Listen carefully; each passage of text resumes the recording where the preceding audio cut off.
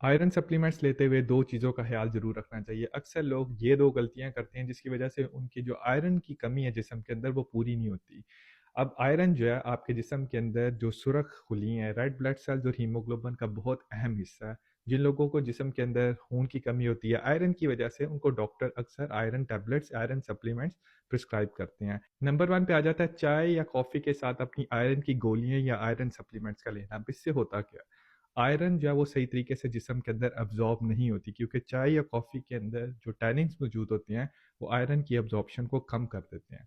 दूसरा, अक्सर लोग जो है वो दूध या जो डेयरी प्रोडक्ट्स हैं, उसके साथ जो है वो आयरन टैबलेट्स या सप्लीमेंट्स बड़ी खुशी से ले लेते हैं कि इससे बेहतर होगा।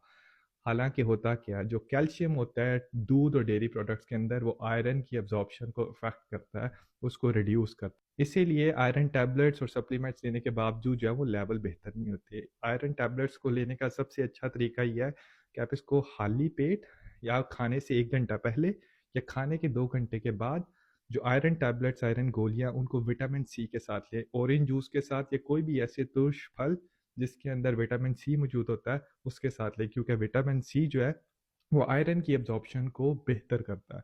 इसके अलावा कुछ और ऐसी अद्वियात हैं जो कि आयरन टैबलेट्स या आयरन की गोलियों की अब्ज़ॉर्प्शन को कम कर सकते हैं। उसमें नंबर 1 पे आ जाते हैं कैल्शियम सप्लीमेंट्स। अगर आप कैल्शियम सप्लीमेंट्स और आयरन सप्लीमेंट्स ले रहे हैं तो कोशिश करें कि इनको अलग-अलग दिन के 2 मुख्तलिफ टाइम पे लें। दूसरे नंबर पे वो लोग जिनको थायराइड का मसला है वो थायराइड की दवाई ज़रूर डॉक्टर से मशवरा करें और इन दोनों दवाइयों के दरमियान जो है वो वक़्फ़ा रखें। तीसरे नंबर पे आ जाती है जिनको मैदे में तेज़ाब कम करने वाली गोलियाँ दी जाती हैं जैसे कि प्रोटॉन पंप इन्हिबिटर जिसमें ओमेप्राज़ोल, एसोमेप्राज़ोल, लैंसोप्राज़ोल, पेंटोप्राज़ोल आ जाती हैं और गैविस्कॉन। ये अद्वियात जो है वो मैदे के अंदर तेज़ाबियत कम करती हैं और आयरन को अब्ज़ॉर्ब होने के लिए जो है वो एसिडिक एनवायरनमेंट चाहिए होता है। इसलिए इन अद्वियात के दरमियान भी गैप रखें। उम्मीद है इस वीडियो से आपको आयरन सप्लीमेंट्स के बारे में ज़रूरी इन्फॉर्मेशन मिली होगी। कोई भी दवाई लेने से पहले अपने डॉक्टर से ज़रूर मशवरा करें कि ये दवाई आपके लिए ठीक है कि नहीं। अगर आपको वीडियो अच्छी लगे तो ज़रूर दूसरे लोगों के साथ शेयर कीजिए और मेरे चैनल को फॉलो कर लीजिए ताकि आपको ऐसी इन्फॉर्मेटिव एजुकेशनल वीडियोस मिलती रहें।